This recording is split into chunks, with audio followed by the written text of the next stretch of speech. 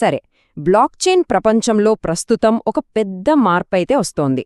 చాలా ప్రాజెక్టులు ఎథీరియం మీద ఆధారపడ్డమో లేక దాంతో పోటీ పడటమో చేస్తున్నాయి. కానీ ఇంటర్లింక్ అనే ప్రాజెక్ట్ మాత్రం ఒక పూర్తిగా కొత్త మూడవ మార్గాన్ని ఎంచుకుంది. మరి ఆ స్ట్రాటజీ ఏంటి? దాని గురించే ఈరోజు మనం మాట్లాడుకోబోతున్నాం. అసలు కథ ఇక్కడే మొదలవుతోంది. ఎథీరియం నెట్వర్క్ను ఇంకా వేగంగా, ఇంకా చౌకగా మార్చడానికి వచ్చిన లేయర్ 2 ప్రాజెక్టుల భవిష్యత్తు ఇప్పుడు ప్రమాదంలో పడింది.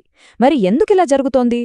ప్రాబ్లం ఎక్కడో బయట నుంచి రావట్లేదు, స్వయంగా ఎథీరియం నుంచే వస్తోంది.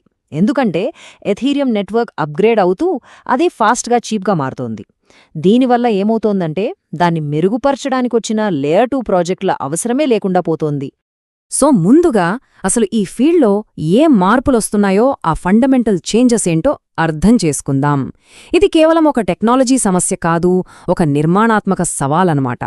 సో ఇక్కడ అసలు పాయింట్ ఏంటంటే, ఒక బేస్ లేయర్ అంటే ఎథీరియం లాంటిది తన సమస్యల్ని అదే సాల్వ్ చేసేసుకుంటే, మరి దానికోసమని వచ్చిన ప్రాజెక్టుల పరిస్థితి ఏంటి? వాటి అవసరమే ఉండదు కదా. ఇదే లేయర్ 2 ప్రాజెక్టులు ఫేస్ చేస్తున్న అతిపెద్ద ఛాలెంజ్. ఒకే ఒక్క పెద్ద ఎథీరియం అప్గ్రేడ్ చాలు దానిమీద ఆధారపడిన లేయర్ 2 ఎకోసిస్టంలో ఏకంగా 90% ప్రాజెక్టులని టెక్నికల్గా అనవసరంగా మార్చేయగలదు. ఆలోచించండి, ఎంత పెద్ద ఇంపాక్టో. ఇలాంటి సిచ్యువేషన్లో ఇండస్ట్రీలో 2 రకాల దారులు బాగా పాపులర్ అయ్యాయి. కానీ రెండింట్లోనూ కొన్ని ప్రాబ్లమ్స్ ఉన్నాయి. అవేంటో ఇప్పుడు చూద్దాం. ఒకవైపేమో ఎథీరియం కిల్లర్ ప్రాజెక్టులు. వీటి గోలేంటి? ఎథీరియంని పూర్తిగా రీప్లేస్ చేసేయాలి. మరోవైపు డిపెండెంట్ L2 ప్రాజెక్టులు. ఇవి ఎథీరియం మీద ఆధారపడి దాని సమస్యలని పరిష్కరించాలని చూస్తాయి. కానీ ఇంటర్లింక్ వాదన ప్రకారం ఈ 2 దారులు కరెక్ట్ కాదనమాట. ఈ ప్రశ్న చూడండి, చాలా పవర్ఫుల్. వెబ్3కి ఒక బేసిక్ సెటిల్మెంట్ లేయర్గా ఎథీరియం ఆల్రెడీ ప్రూవ్ చేసుకుంది. అలాంటప్పుడు దాన్ని నాశనం చేయడం దేనికి?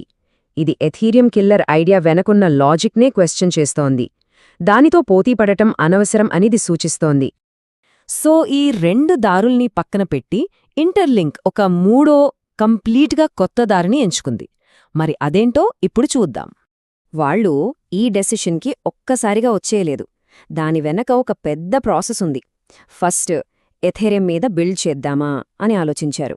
తర్వాత కొత్త హై స్పీడ్ చైన్స్ని ఎక్స్ప్లోర్ చేశారు. ఆ తర్వాత లేయర్ 2గా లాంచ్ చేస్తే ఎలా ఉంటుందని కూడా అనలైజ్ చేశారు. ఇవన్నీ క్షుణ్ణంగా పరిశీలించిన తర్వాతే వాళ్ల ఫైనల్ డెసిషన్ తీసుకున్నారు. సో వాళ్ల ఫైనల్ చాయిస్ ఇదే. ఏ ఇతర నెట్వర్క్ మీద ఆధారపడకుండా స్క్రాచ్ నుంచి, అంటే మొదట్నుంచి తమ స్వంత బ్లాక్ చైన్ను, తమ స్వంత ఇన్ఫ్రాస్ట్రక్చర్ను నిర్మించుకోవాలి అని డిసైడ్ అయ్యారు. ఇది చాలా కష్టమైన దారి, కానీ స్ట్రాటజికల్గా చాలా పవర్ఫుల్ మూవ్. సరే, ఇంత డబ్బు, టైం పెట్టేసి ఇంత కష్టమైన దారిని ఎందుకెంచుకున్నారు? దాని వెనుకున్న కారణాలేంటో ఇప్పుడు చూద్దాం. సొంతంగా నిర్మించుకోవడం వల్ల వచ్చే అతిపెద్ద అడ్వాంటేజ్ ఏంటంటే, వాళ్ల నెట్వర్క్ మీద వాళ్లకి పూర్తి కంట్రోల్ ఉంటుంది. అంటే కన్సెన్సస్ డిజైన్ నుంచి వాలిడేటర్ ఎకనామిక్స్ వరకు ప్రతి చిన్న విషయాన్ని కూడా వాళ్ల గోల్స్కి తగ్గట్టుగా మార్చుకునే ఫ్రీడమ్ వాళ్లకుంటుందన్నమాట. ఇది వాళ్ల స్ట్రాటజీని ఒక్క మాటలో చెప్పేస్తుంది.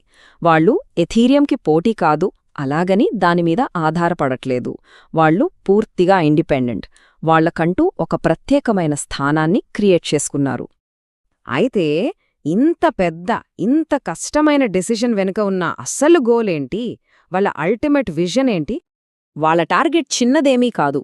ఏకంగా 100 కోట్ల మందికి, ప్రపంచవ్యాప్తంగా 100 కోట్ల మందికి డిజిటల్ ఆస్తులను అందుబాటులోకి తీసుకురావాలి.